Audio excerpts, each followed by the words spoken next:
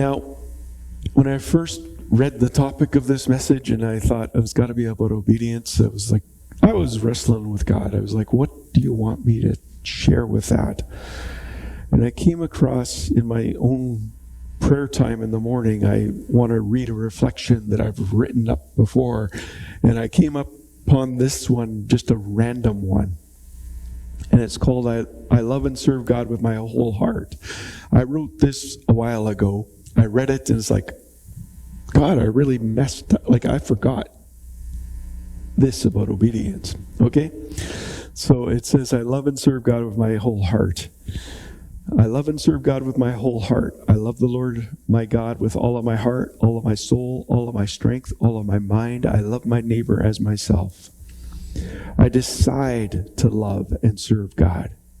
I choose to be patient and kind. I'm not jealous or boastful or proud or rude. I don't demand my own way. I'm not irritable. I keep no record of being wrong. I do not rejoice about injustice, but rejoice whenever the truth wins out. I never give up. I never lose faith. I'm always hopeful, and I endure through every circumstance. See, God is working in me. I'm not saying I'm there yet, but that's where I'm going. I love him with all my actions. I obey Jesus and keep all of his commandments. I remain in his love. His perfect love casts out all fear. I love others and his love is complete in me. The Father loves me and they have come and made their home with me. I love him with all my emotions. I love God more than my greatest love, my earliest love, my dearest love, and my nearest love.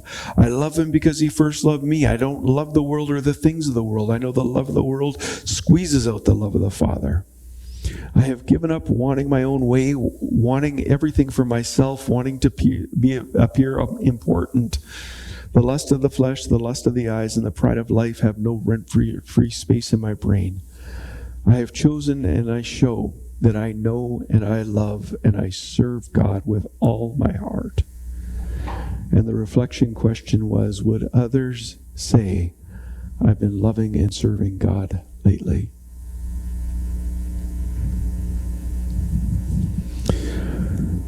On the night that Jesus was betrayed, Matthew tells us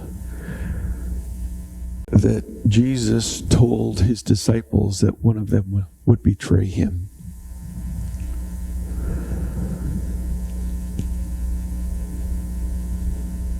And verse 22 of chapter 26, this isn't on the screen, says that greatly distressed, each one turned and asked, am I the one, Lord? When it got to Judas, Judas said, Teacher, could it be me?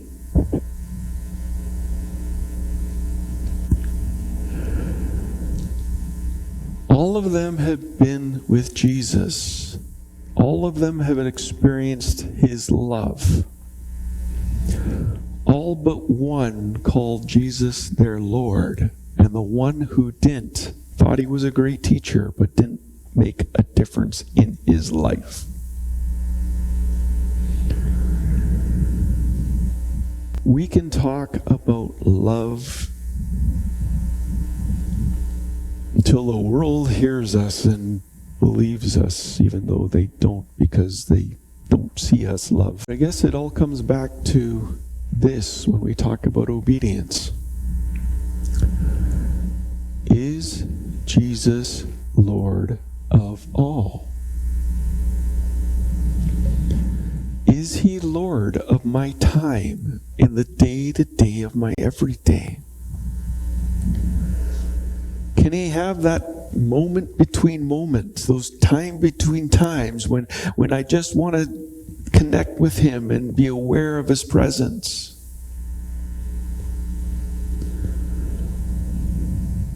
Do I want to spend more time praising him where throughout the day, however it happens, I'm taking that time to be in awe of him and responding to that awe in worship and praise?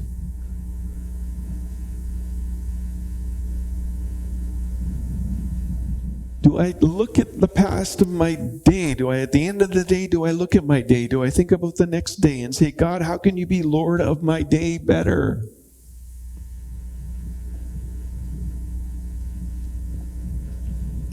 Or is it enough for me to go through the routine and simply come and hear some teaching and decide whether or not I apply it in my life? Is he a good teacher, or is he Lord of all?